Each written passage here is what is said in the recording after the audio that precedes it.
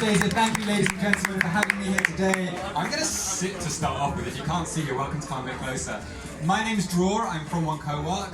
I wasn't actually meant to be here tonight. You were meant to have my colleague Jesse speaking to you.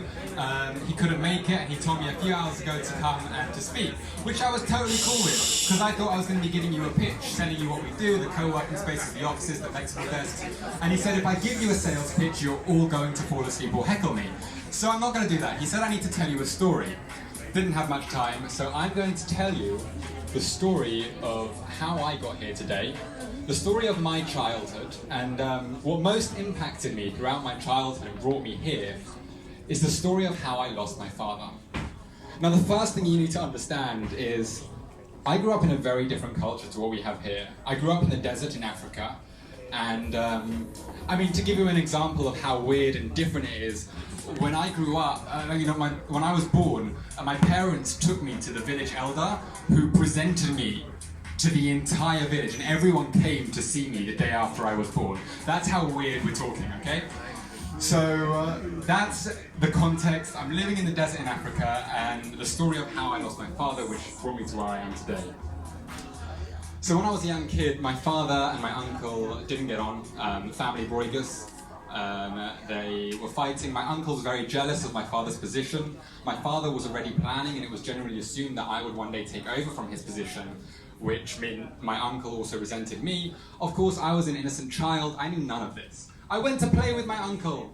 What I didn't realize was, when I was about this high, my uncle set me up to be lynched. He arranged that I would be in a place. He tricked me, and there were 3 thugs.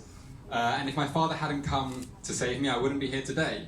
So that's the first time my father saved my life from my uncle. Fast forward a little bit longer, obviously my father had come, he had heard, and he had saved me, but he didn't know it was my uncle who had put me in that position, who had persuaded me to go to this dangerous, dark place. So my uncle, who again wanted to get rid of my father, arranged for me to go to a valley. Now, I don't know if you know what the valleys in the desert in Africa are like. I'm sure Simon can tell us. But they're basically, the important thing is they're very steep sides. It's not easy to get up, especially for a child like I was. And so I was down there in that valley, and my uncle said to me, "Wait here, I have a surprise for you. Okay, just wait here and do not move." He went back and he triggered a stampede. And I don't know if you know anything about animals, but when animals stampede, a lot of big animals, a little cub like me, I'm not going to survive. And once again, if not for my father, I wouldn't have been here today. My uncle then went back after triggering the stampede. He got my uncle and he told him that I was in trouble. My father raced down and he managed to get me out of there. He pretty much lifted and threw me out of the valley. And my father was a pretty big and bulky guy. Unfortunately, he didn't manage to make it out himself.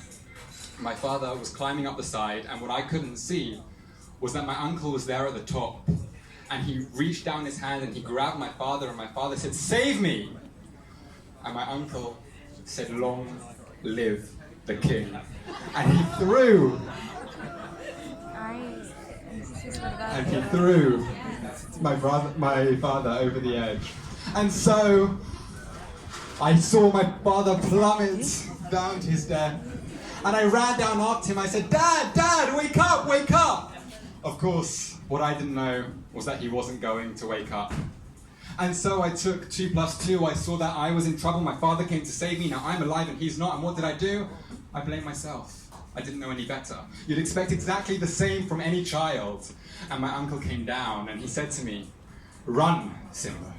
Run away and never return." And so I did. I ran away further and further into the desert under the heat of the African sun with no water. I collapsed from the exhaustion, and I was found and taken in by 2 lovely guys, but they led me off the path, you know. They led me astray. I was taking all sorts of stuff through my teenage years. I grew up, and it was a coping mechanism. You can't blame me. I was blocking out the memories of what had happened, and I was trying not to blame myself, but still I was guilty, or so I thought. So I completely forgot about everything, and I just lived a happy life. Until one day, I was about 19 years old, and what had happened back in my village was that my uncle who was leading didn't know how to lead, and there was a famine, there was a drought, all the other herds away, so the ladies couldn't do the hunting. And one of the girls who I grew up with came to do hunting, and she came all the way to the jungle where I lived, and we bumped into each other. And she told me what's going on. She says, you have to come back. You have to return to Pride Rock, and you have to take up the mantelpiece once again. I said, no, I can't. But this was a real epiphany moment for me, because it showed me that I was wasting away here. I was in this happy place while my people were suffering, while my family had no food. I had a responsibility, but I couldn't go back. How could I go back? People blame me for my father's death. I just left. I ran. And I ran until I got to a pond. I looked down, and I saw my reflection, which I know now, but I didn't know it was my reflection. I thought I was seeing my father looking back up at me. I didn't realize that I had grown to be the next king of Pride Rock. And so he said to me, run, and so I ran and I returned and I faced up to my uncle. I took back Pride Rock. Nala and I got married. We had our own little cub. We took him to Rafiki, who presented him up to the crowd. And that is the circle of life. Hakuna Matata, ladies and gentlemen. My name is Drawwayne. I'll be at the bar. You can find me later. Thank you all for coming.